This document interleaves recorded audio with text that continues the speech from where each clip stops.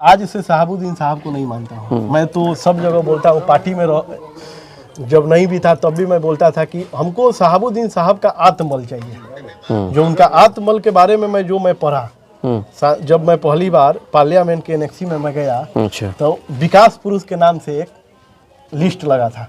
उस लिस्ट में सबसे गर्व का बात है कि अपने सिवान के डॉक्टर मोहम्मद शहाबुद्दीन साहब बोला। आज मान लीजिए हम भी राजनीतिक में आए हैं, बहुत लोग बहुत दृष्टि थे, अपना चमका रहा है, अपना कर रहा है, अब ज्वाइन कर लिया तो उनका भाषा बोल रहा है, सोचेगा। लेकिन मेरा जो विजन है वो आज आपको नहीं रोकेगा। देखिए, जब तक जयप्रकाश नारायण जी जिंदा थे तब उनको भारत रत्न उस समय पुरस्कार क्यों नहीं मिला? नहीं रहने पे ना लोगों को उनका काम का जरूरत पड़ता है। जिस तरह डॉक्टर राजेंद्र बाबू, डॉक्टर मोहम्मद शहाबुद्दीन साहब और जयप्रकाश नारायण जी आज नहीं हैं, तो उनके बारे में हम लोग बोल रहे हैं। आज समझ में आ रहा है ना कि अगर वो रहते तो ऐसा शहाबुद्दीन साहब थे, वो नेता थे, एक पैर अगर मारते थे सिवान में तो पटना और दिल्ली हिल जाता था। लोकनायक जयप्रकाश नारायण जी हैं, कोई भी पोस्ट पे नहीं रहे, साधारण जिंदगी जी है, लेकिन फिर भी आज संसद भवन के टीवी के लेके देखिए, सब टीवी खोलिए उनके बारे में एकदम बताया। ये ना नेता होते हैं, विधायक सांसद है, तो कई को आए कई को। तो मैं उनके बारे में कुछ पढ़ना वहाँ से चालू किया मैं लेके। तो मैं जब पढ़ते पढ़ते देखते गया तो समझिए कि 2 घंटा बाद मेरे आंख में से आंसू आने लगा ऑटोमेटिक। जो उनका आत्मबल का जो चिंतन था कि एकदम किसी के भी जनता के लिए, मैंने देखिए अपने मालिक के लिए नौकर से लड़ जाना। नौकर कौन? जितना भी अधिकार।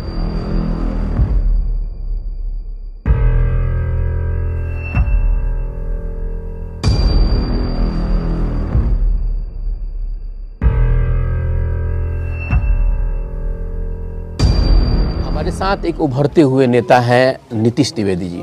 इससे पहले हमने इनका इंटरव्यू लिया और इनसे हमने इस चीज़ को समझने की कोशिश की कि आखिर आपका आगे का जो लक्ष्य है, जिस तरीके से लेके चल रहे हैं, हालांकि इस उम्र में जितना बड़ा उछाल इन्होंने लिया है, प्रदेश से लेकर के और सेंट्रल लेवल तक अपना ये पोजीशन बना चुके हैं।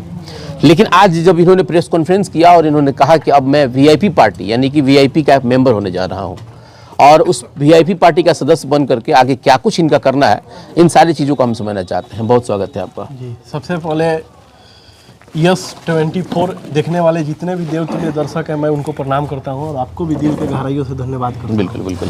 क्या लक्ष्य लेकर के आप जा रहे हैं खास करके वीआईपी में?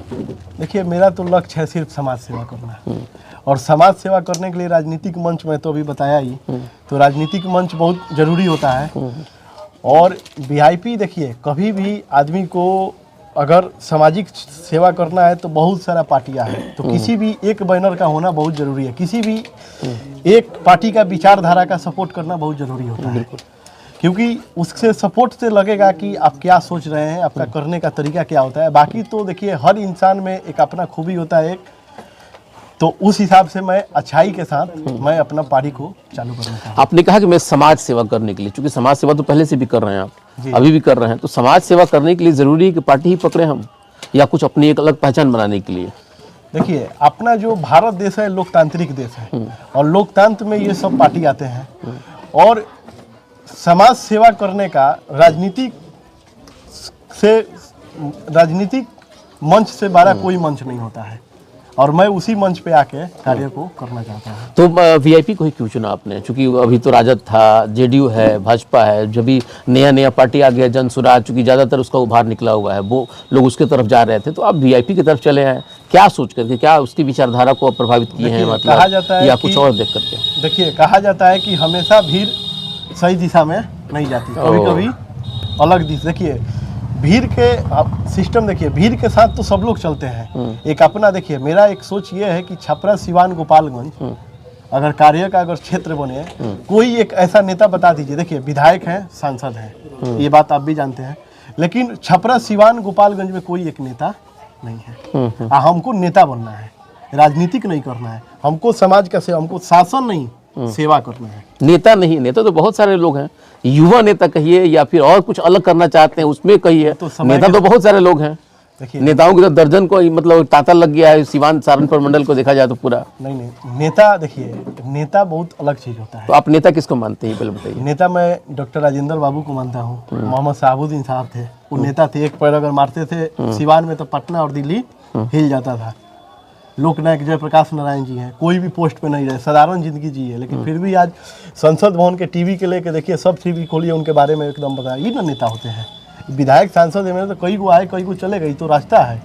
540 सांसद राजनीति कर रहे हैं, ये तो राजनीति कर रहे हैं। पार्टी ज्वाइनिंग से पहले ही आप महागठबंधन का पक्ष लेना शुरू कर दिए। आपने शहाबुद्दीन साहब का नाम लिया और आप कह रहे हैं कि राजेंद्र बाबू की, फिर उसके बाद बहुत सारे कई महापुरुषों का नाम आपने ले लिया। तो ये सारी नाम का क्या मतलब हम निकाल सकते हैं, या मेरे दर्शक क्या निकाल सकते हैं? मैं आज से शहाबुद्दीन साहब को नहीं मानता हूँ। मैं तो सब जगह बोलता हूँ, पार्टी में जब नहीं भी था तब भी मैं बोलता था कि हमको शहाबुद्दीन साहब का आत्मबल चाहिए। जो उनका आत्मबल के बारे में मैं पढ़ा, जब मैं पहली बार पार्लियामेंट के एनेक्सी में मैं गया, तो विकास पुरुष के नाम से एक लिस्ट लगा था। उस लिस्ट में सबसे गर्व का बात है कि अपने सिवान के डॉक्टर मोहम्मद शहाबुद्दीन साहब का नाम लिखा हुआ था। तो मैं उनके बारे में कुछ पढ़ना वहाँ से चालू किया मैं लेके। तो मैं जब पढ़ते पढ़ते देखते गया, तो समझिए कि 2 घंटा बाद मेरे आंख में से आंसू आने लगा ऑटोमेटिक। जो उनका आत्मबल का जो चिंतन था कि एकदम किसी के भी जनता के लिए, मैंने देखिए अपने मालिक के लिए नौकर से लड़ जाना। नौकर कौन? जितना भी अधिकारी है उनसे वो डायरेक्ट आंख में आंख मिला के, वैसा कहाँ कोई है। नेता क्यों? देखिए सेवक के मतलब क्या होता है? सेवक का मतलब ये होता है कि नौकर और मालिक में सब कुछ ठीक लगे, सब सेवा करे। लेकिन आजकल का सेवक क्या है? विधायक जी हैं तो विधायक जी के पोस्ट पे हैं, तो वो जनता के लिए काम करते हैं, वो विधानसभा के लिए काम करते हैं। जो सांसद है वो सदन के लिए काम कर रहे हैं, जनता के लिए कहाँ कोई काम कर रहा है। ये आपकी बात जो है कि ये दर्शा रहा है कि आपका मतलब एक आइकॉन की तरह आप ये शहाबुद्दीन साहब को मानते हैं। लेकिन राजनीतिक तौर पे देखा जाए तो कुछ और ही बयान किया जाता है। जो उनके विपक्षी पार्टियां हैं वो तो कुछ और ही उनका एक मतलब एक माहौल बना दिया है।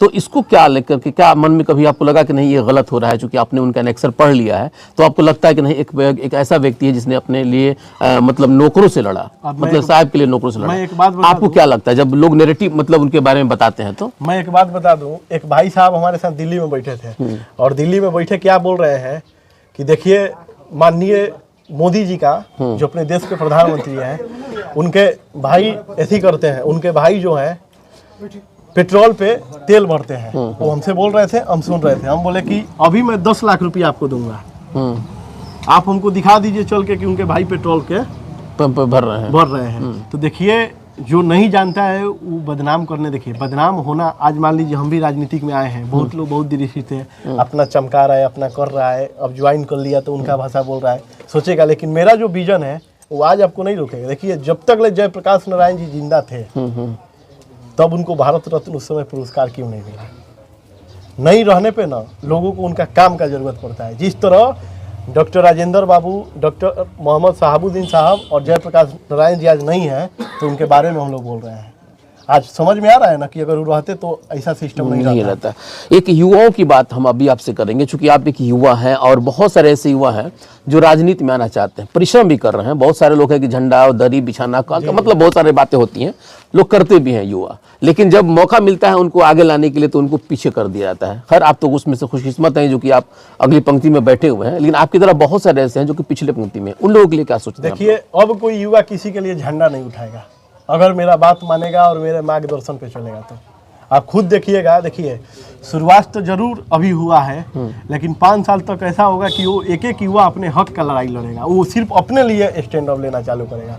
एक पहले उम्र हुआ करता था जब लोगों को बोला जाता था कि सट्टा में पट्टा, माने 60 साल में पट्टा। आज हम लोग का जीवन 60 साल का है। हम अगर मान लीजिए 35 साल में अगर मान लीजिए कि हम 50 साल या 55 साल का हो जाए, हमको कोई मुख्यमंत्री बना दे तो फिर क्या फायदा? जब प्यासे को पानी पिलाए नहीं, बाद में अमृत पिलाने का क्या फायदा है? जब जरूरत है, जब आप कह रहे हैं कि युवा जोश है, युवा आधार है, युवा नायक है, तो जो युवा नायक है वो युवा विधायक क्यों नहीं है? वो युवा सांसद क्यों नहीं है? बिल्कुल। लेकिन अब वो युवा सांसद विधायक जरूर। तो ऐसा क्या करेंगे आप लोग, ये हम जानना चाहते हैं कि वो युवा चूंकि आपके मार्गदर्शन पे तो चल गया, आपने तो उस तरह का जगह ले लिया, लेकिन वो युवा क्या करे कि हम भी नीतीश द्विवेदी जी की तरह बन जाए, नीतीश द्विवेदी जी की तरह हम भी जो संघर्ष मतलब करके या उसके रास्ते पे तुरंत चले जाए। ऐसा क्या बताएंगे आप? उसका एक हम लोग समीकरण अभी तैयार करेंगे। ये सिर्फ महाराजेगंज में नहीं, सिवान, छपरा, गोपालगंज तीनों में। और ये समीकरण ऐसा होगा कि 5 साल में देखिएगा कम से कम 10-20 लड़का ऐसा युवा दिखेगा जो कि उसका पैर मारने से पटना और दिल्ली हिल जाएगा, एकदम हिल जाएगा। क्या लग रहा है कि अगर महाराजगंज, चूंकि सीट की बंटवारा तभी हुई नहीं है, लेकिन अगर महाराजगंज में मौका मिलता है नीतीश द्विवेदी जी को तो क्या करेंगे? आपका विजन क्या होगा यहाँ के लिए? देखिए मैं बोला ना, लड़ाई पूरा जीवन लड़ना है।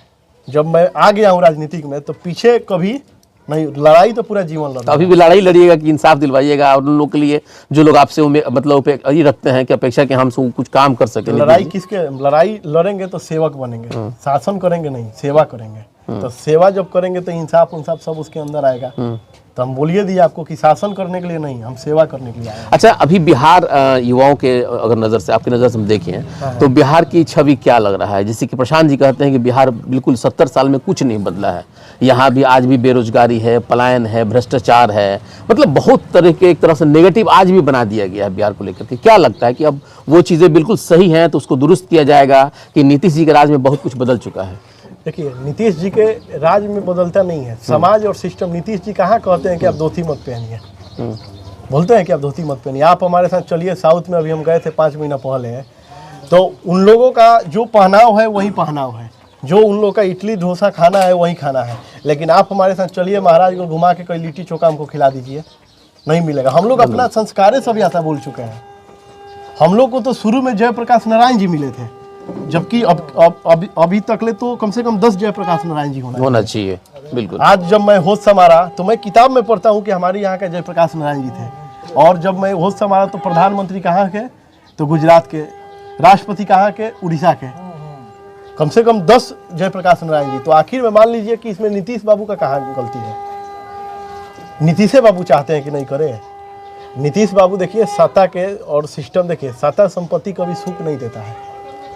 सुख कौन देगा? जब समाज में आप सेवा करिएगा। तो फिर प्रशांत जी के बात इसका मतलब सही है कि बदल नहीं रहा बिहार? देखिए, प्रशांत जी बिहार को घूमे हैं, कुछ सोचे होंगे, समझे होंगे, लेकिन हर कोई अपने माइंड से बोलता है। मैं भी अपने माइंड से बोलता हूँ, उनको लगा होगा तो वैसा बोले हैं, लेकिन हम तो अपने घर को खराब नहीं कहेंगे। तो क्या कहेंगे आप बताइए? अगर खराब है तो, अगर बदला है या बदला है तो एक्सेप्ट करना पड़ेगा, और अगर नहीं बदल रहा है तो फिर क्या कुछ करेंगे आप लोग, ये बताइए। मैं बदलने का तैयारी कर रहा हूँ हम लोग, कि उसको और अच्छा से बेहतर बदला जाए। आज जब बदला जाएगा तो उस समय सच्चाई और अच्छाई दोनों दिखेगा। आखिरी चुनाव आपसे लेंगे, चुनाव लड़ेंगे आप? हाँ, चुनाव तो मैं बोला ना कि लड़ना ही है। तो लड़ने के लिए ही पार्टी में जा रहे हैं? नहीं, देखिए, पार्टी में लड़ने के लिए नहीं। देखिए, होता क्या है कि जब हमारा सिस्टम होगा, पार्टी का 5 महागठबंधन में 5 पार्टी है, समीकरण तय करेगा, फिर चुनाव तो लड़ना ही लड़ना है।